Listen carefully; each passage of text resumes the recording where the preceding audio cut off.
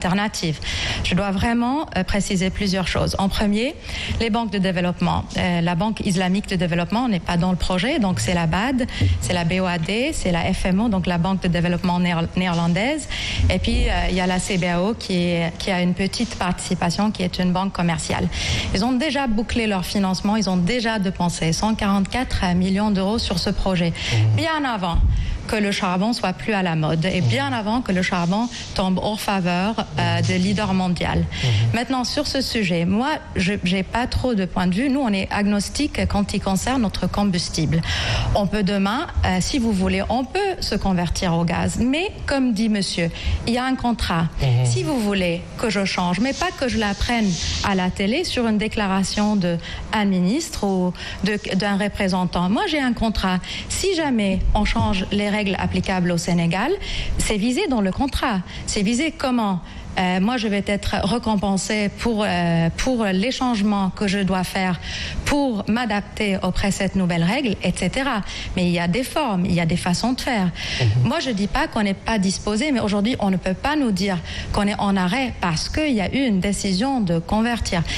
Voici la vérité. La centrale est là, elle est disponible. J'aimerais apporter 2 précisions supplémentaires. D'abord, on parle ni de 20 mètres de sécurité, ni de 50, ni de 60. On parle de 500 mètres de sécurité qui sont respectés aujourd'hui.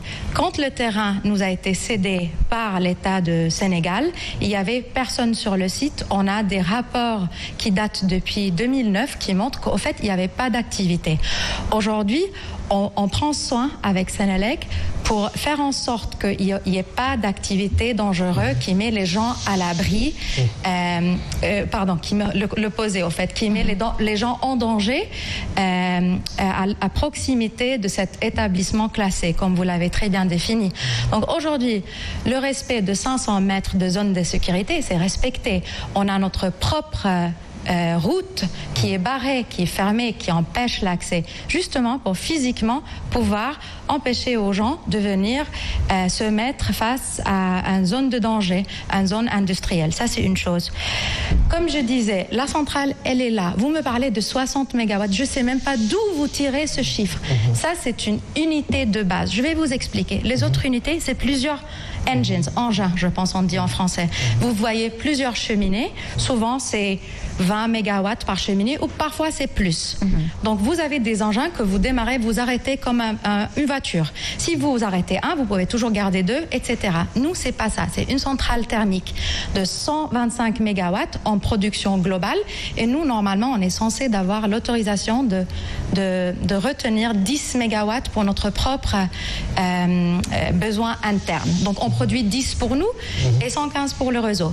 Cette machine-là, elle est faite pour être heureuse, contente, optimale quand elle est à 115.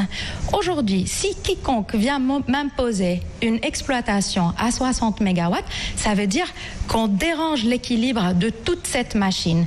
Et ce chiffre que vous avez déclaré, il est loin de ce que je reconnais. Pour moi, il est étrange. Pourquoi ? Quand je dis que la centrale est là, ça veut dire qu'elle est disponible à exploiter et vendre l'énergie à Sénélec à tout moment.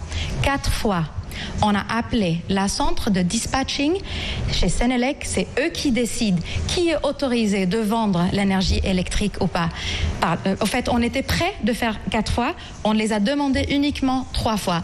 Ils ont refusé tous les 3 fois. Ça, c'est un fait. Je n'ai jamais dit je suis prêt à 60 mégawatts ou je suis prêt à 90. Quand on est prêt, ça veut dire qu'on est prêt pour exporter notre capacité contractuelle. Et s'il s'avère que ce n'est pas le cas, le contrat prévoit des pénalités pour moi. Donc moi, je suis censée prendre sur moi mes problèmes si je n'arrive pas à faire 115.